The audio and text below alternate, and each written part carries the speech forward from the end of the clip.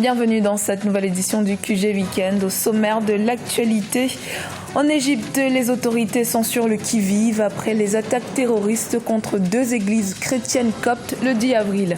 Par mesure de précaution, l'église copte limite les célébrations en cette période de Pâques. Le Premier ministre burkinabé Paul Kaba-Thiéba a présenté l'état de la nation aux députés ce vendredi 14 avril. Un discours assez optimiste, notamment sur le plan économique. Et puis le Nigeria repousse le lancement de ses premières obligations vertes. Une annonce faite le 12 avril par la ministre de l'Environnement. Le lancement de cet emprunt est reporté jusqu'au vote du budget par le Parlement fédéral. Après les attaques contre 2 églises à Alexandrie et à Tanta dimanche 10 avril, les autorités égyptiennes craignent de nouvelles attaques lors des fêtes de Pâques. L'église copte a alors décidé de limiter les célébrations. Les détails avec Zahra Mohamed Moutiou. C'est dans la tristesse et sous haute surveillance que les chrétiens d'Égypte célèbrent Pâques après le double attentat commis le 9 avril contre 2 églises à Tanta et à Alexandrie et qui a fait 45 victimes. Un traumatisme pour les fidèles. Résultat, pour Pâques, une majeure partie des célébrations prévues par l'église copte ont été tout simplement annulées. Seule la messe et les moments de prière ont été maintenus. Tanta et Alexandrie ont provoqué un grand choc pour tous en Égypte. La joie de la résurrection nous aide à surmonter les sentiments de douleur. Pour les Coptes, la fête de Pâques, avec celle de Noël, est la date la plus importante de leur calendrier. À cette occasion et dans le cadre de l'état d'urgence décrété le 10 avril, la police est déployée en force et procède à des fouilles minutieuses à l'extérieur, puis à l'entrée des églises. Les voitures, quant à elles, ne sont pas autorisées à se garer dans les rues adjacentes. Le pouvoir égyptien aujourd'hui, c'est un pouvoir militaire dirigé par un général de l'armée. Un dispositif qui serait mis en place par ce gouvernement, à mon avis, n'est plus efficace. Il pourrait en tout cas empêcher les attaques frontales.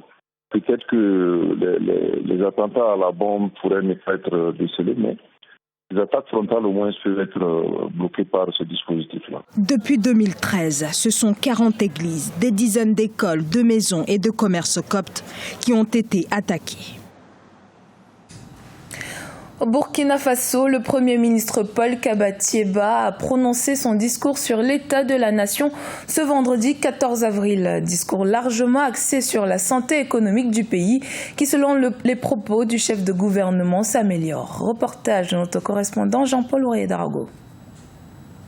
Le Burkina Faso est en marche, Burkina Faso is back, a d'entrée de jeu déclaré le Premier ministre Paul Kaba-Thiéba dès l'entame de son discours sur l'état de la nation. Face à la représentation nationale, celui-ci n'a pas manqué d'insister sur les progrès réalisés par son gouvernement 2 ans après les crises sociopolitiques de 2014 et 2015. Citant pour fait la croissance de l'économie nationale, l'éligibilité du Burkina au second compact du Millennium Challenge Corporation en 2016, la tenue de la table ronde de Paris sur le PNDS et bien d'autres acquis majeurs, le Premier ministre s'est félicité de la crédibilité retrouvée du pays des hommes intègres sur l'échiquier international. Notre pays va mieux parce que la croissance de l'économie nationale, en ressortant à 6,2% en 2016, est au potentiel, comme disent les économistes. Ce qui laisse augurer une croissance encore plus forte en 2017. De quoi raviver chez les Burkinabés le sens du patriotisme et du sacrifice face aux défis actuels selon Paul Kaba-Thiéba. Bien entendu, le terrorisme, la grogne sociale et son impact sur l'économie nationale, l'indépendance de la justice, l'accroissement de l'offre sanitaire, l'éducation, la formation et l'emploi, les infrastructures restent cependant entre autres défis face auxquels son gouvernement travaille quotidiennement à satisfaire au mieux les Burkinabés. C'est des chiffres parlants, ce n'est pas simplement des discours et on ne montre pas des chiffres. Qu'est-ce qui était et qu'est-ce qui est. La lecture des populations est tout autre. La gratuité des soins est un leurre. Les routes sont impraticables. La vie devient de plus en plus chère. Les produits de première nécessité ne font que grimper. Nommé en janvier 2016, c'est la deuxième fois que le Premier ministre se conforme à cette tradition voulue par la Constitution en son article 109. Pour mémoire, son discours aura duré environ 3 heures d'horloge. Le gouvernement nigérian a repoussé le lancement de ses premières obligations vertes. Ce moyen de financement novateur devra attendre le vote du budget au Parlement, selon une annonce faite par Amina Mohamed, la ministre de l'Environnement, mercredi 12 avril. Il doit notamment permettre au Nigeria de résorber son déficit en infrastructures. Ibrahima Djumaba. Le gouvernement nigérian a reporté l'emprunt de ses premières obligations vertes. C'est Amina Mohamed, ministre en charge de l'environnement, qui a fait l'annonce mercredi 12 avril. L'État fédéral du Nigeria prévoit cette opération pour financer des projets innovants, notamment des infrastructures.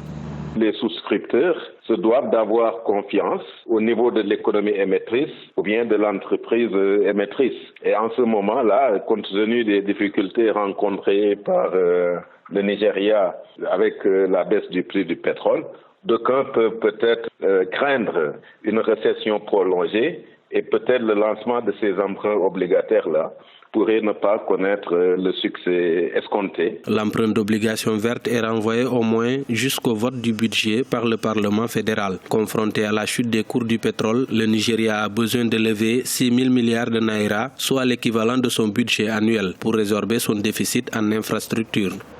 Je pense que les pays gagneraient à diversifier, n'est-ce pas, ces sources de financement pour permettre en tout cas à leurs économies de prélever le maximum de fonds, notamment orientés vers des investissements, n'est-ce pas, qui effectivement préservent la durabilité de l'environnement. Ce Green Bond devra permettre de financer le projet de nettoyage du pays Ogoni, très affecté par l'exploitation pétrolière, mais aussi un projet de centrale solaire dans le nord du pays, d'une capacité de 1200 MW pour renforcer ses capacités installées. Le Nigeria ne dispose à l'heure actuelle que d'une capacité électrique évaluée à 6 000 MW.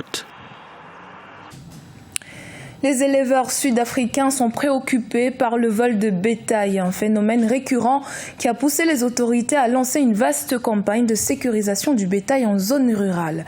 Oumou Kalsumba. En Afrique du Sud, le vol de bétail est devenu récurrent. Malgré de nombreuses mesures de sécurité, des individus non identifiés viennent dépouiller les fermes. Le vol de bétail accentue la pauvreté dans les campagnes et installe des milliers de fermiers dans le désarroi. Des éleveurs sud-africains, surtout ceux du nord du Cap, perdent tous les ans plus de 40% de leurs bêtes. L'année dernière, on m'a volé 107 bêtes. Nous sommes vraiment désemparés par cette situation. L'élevage est notre seul moyen de revenu. Il faut que l'État nous aide.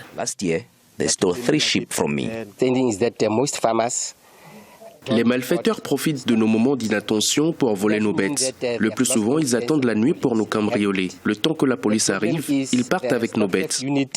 Le secteur de l'élevage occupe une place non négligeable dans l'économie sud-africaine. Plus des 2/3 des terres sont consacrées à la filière. Alertée par cette situation de vol récurrent de bétail, la police nationale mène une vaste campagne de sécurisation, surtout auprès des fermiers en zone rurale. Depuis plusieurs mois, de jour comme de nuit, les forces de sécurité veillent au grain. Des pick-up de la police sillonnent les fermes, des hélicoptères survolent les zones les plus exposées au vol. Le défi aujourd'hui, c'est d'éradiquer le vol de bétail en zone rurale.